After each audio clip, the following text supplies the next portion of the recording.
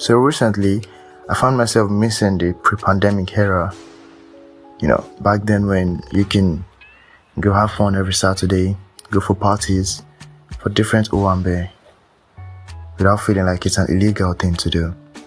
Recently you need to do this social distancing thing. So it got me thinking back on the things we miss doing and the things the pandemic has, curbed and stuff. Some excitement, some enjoyment, and some fun things. So today we're talking about family gatherings relating to Owambe.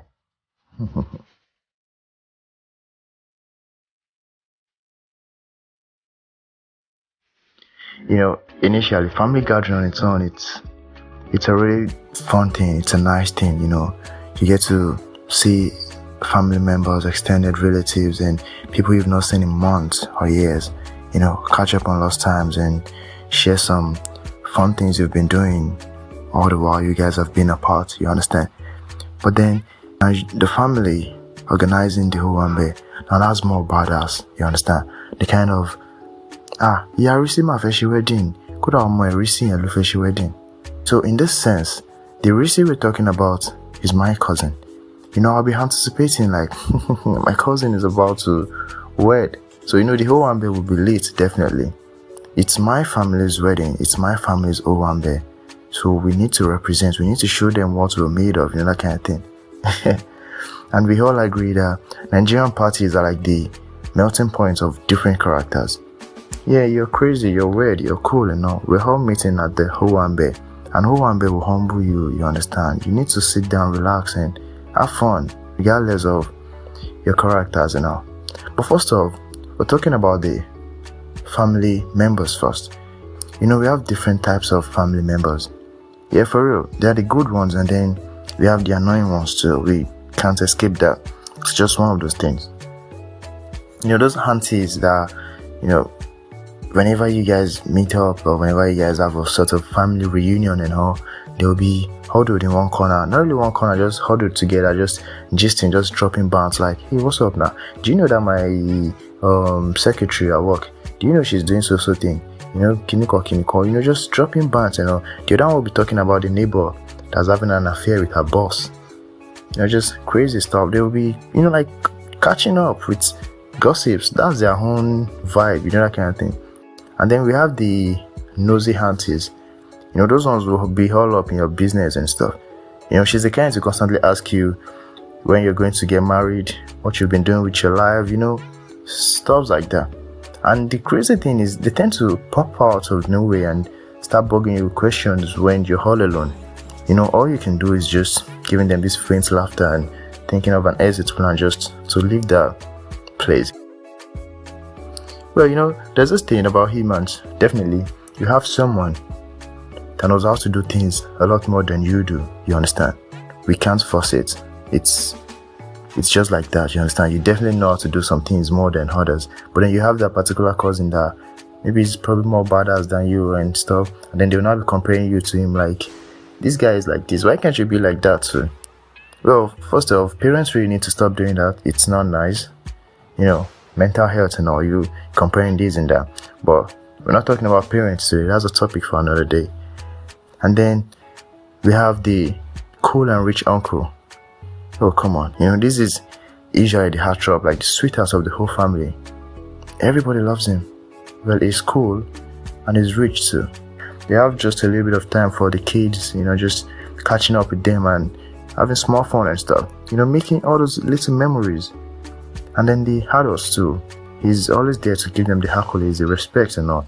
He's not too proud and he's not too humble either. He's just on the balance level and stuff. And the best part is, give the kids cash and candies too. So why won't we love him? We all have that cool and rich uncle. And then we have some, well, don't let me say unfortunate ones too, but it's life, so they up and down, the bad and good, the yin and yang. I think I should talk about the MVP of family gatherings. A family member, I coined the photographer. The photographer is not a common type. You don't get to find him around all families and all. Well, if you ask me, this is the MVP. This is the MVP of all them. He don't say much. He really talk. He really do nothing. He's just always walking around, having fun. Yeah, he does have fun too. But you don't see him, being outstanding and all. But one thing you always notice is he would be with his phone or camera, taking pictures, creating memories and all. For real, if you have a photographer among your family members, you should count yourself lucky. They are rare. Coming from me, I know I'm saying, because I think I can count as one. Well, so you all know why I said we are MVP. No more, I'll be by house now. No more. Well then, we have the antisocial family members. Well, we all know how this type of relatives act during family gatherings and all, you understand? Like they'll spend most of their time on the phone just browsing social media and chatting with friends on online platforms. Like they pretend. Well, don't let me say they pretend. I think they prefer virtual communication to real life interactions, you understand? Or who knows, maybe they're just trying to avoid that nosy aunties who's always all up in your business and all. We never can tell. So, I believe I've done justice to the categories in family gatherings. All the party way then they do for Lagos City. Owambe, it doesn't really have a specific type of people. Yeah, we all know that. But there's like a common similarity to all Owambes. So that's what we want to talk about now. You understand? And since we all agree, Nigerian parties is lit. I won't say more than that. Definitely you get to meet different kind of people. The weird ones, the uncouth ones. We have the sophisticated, we have the well put together, looking peng and all and stuff. And then we have the downright shameless ones. Oh, come on. We all know an Owambe is not complete without them. Where else will the drama come from? Those shameless ones, they'll just do something crazy and stuff. And that would be like the highlights of the Owambe. Come on. So, speaking of categories, first of all, I'll talk about the slayers. You know what they say? I'd rather be late than underdressed. Whereas that, I believe, should be their motto. These are like latecomers in nature. They tend to be like, okay, whatever it is I want to do, I don't care how late I am, but I know I need to slay. I need to be on point, on flick, And for real, they tend to like dress nice and stuff. But most of the times they tend to overdo things like, outdressing the couples or something, this kind of thing. And they love to make glorious entrance, being in the spotlight for a second or two, and after that, it's done. But for that moment, they will be on top of the world. And then we have the critics. Well, this set of people, I don't really like them because they're just a bunch that have an opinion about everything, like everything going on, and it's not often pretty, honestly. They will have analyzing this, they analyze that, scrutinizing the events plan, the couple's outfit, the type of music being played. Sometimes it goes so far to, condescend the type of food, saying the food is not as sweet as that, or, oh, do you remember that party we went to the other time? Oh, come on, that one was way okay than this. They did this, they did that. It's their problem for real. Because if you're not having fun, the gate crashers will have the fun for you. Some people, they make it their duty to go in search of parties every weekend. I don't know how they do it. Maybe they have a statistic of, okay, this street had their own party 2 weeks ago, and 2 streets away have theirs. So I think the middle street should be the one having its own this week. Or what do you think? I don't know how they tend to chart it, but for real, they always find out where the next party is, and trust me, they'll come and invite themselves in and have some fun. They eat, drink, dance. You only live once, right? Then we have the selfie crew. They partake in everything. Okay, don't let me say everything, just they partake in a bit of everything, always making sure they do lots of things and stuff. Well, all in the name of taking a selfie or two for the gram or for the snap. But yeah, they're active too. They're really active. You can see them around, just doing this, doing that, taking some snapshots and all. And yeah, they have fun, I think. Well, what else would you go do at an Owambe before? So it's just having fun. And speaking of fun, we have the souvenir hustlers.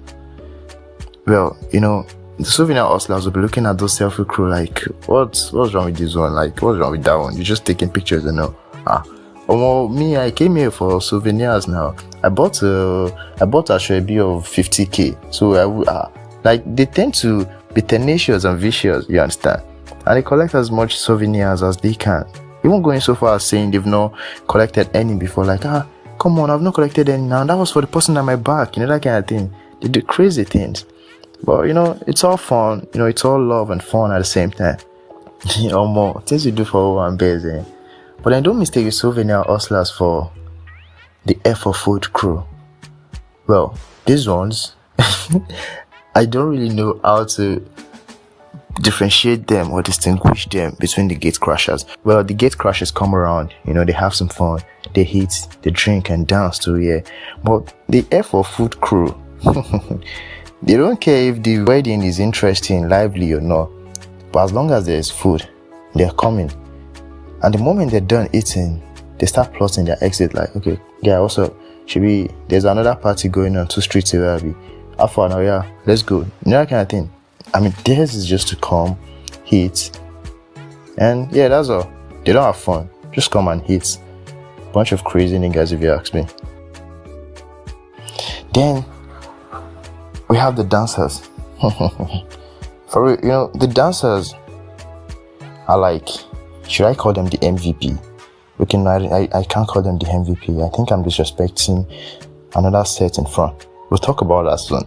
So, the dancers, for real, they're badass, honestly. And remember I said the gate crashers always, they come around to have fun. They tend to have wild fun. It's not their party anyways. But trust me, they've got nothing on the dancers at all. If they see the dancers, they will feel it for them like, hey, guy, clear road for these ones. This category is usually the life of the party. They bring the ginger, they bring the sauce. They bring their A game to the dance floor and holding the stage. They'll, holding the stage back to back, giving you Shoki, Kiriwa, Alanta, all the way to Legbegbe. Just giving you everything as the spirit leads them. But trust me, you don't miss. Nah, they don't miss at all. Honestly. So, saving the best for the last. We have the Yoruba demons. Yeah, the demons.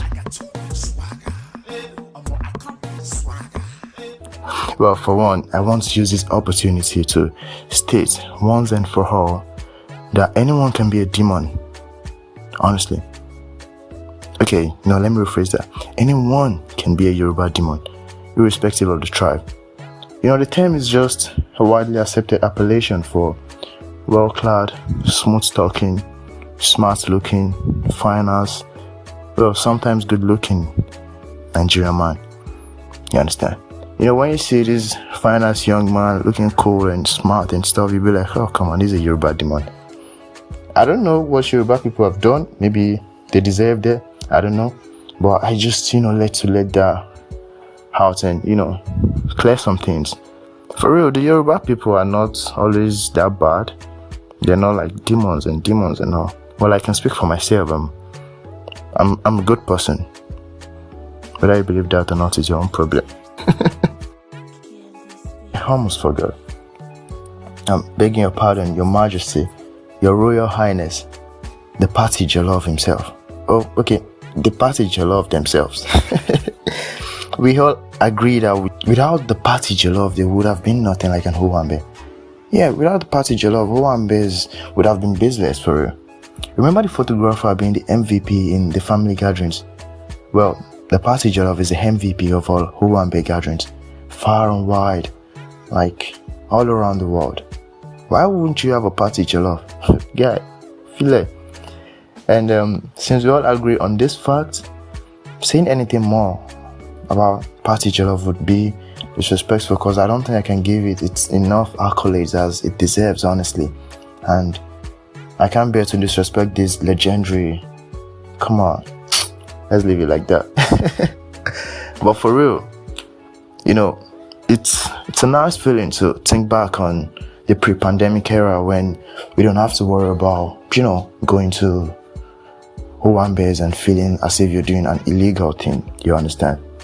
And hopefully things will come right back to normal And oh, don't worry, the Reese I said earlier was just an assumption. I don't have a cousin named Reese doing any wedding anytime soon.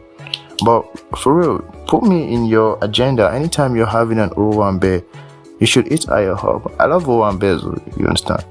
I don't like crashing parties, but if you give me an invitation, trust me, I'll be the light of the party. I'm on Yoruba me now, so here come what's up.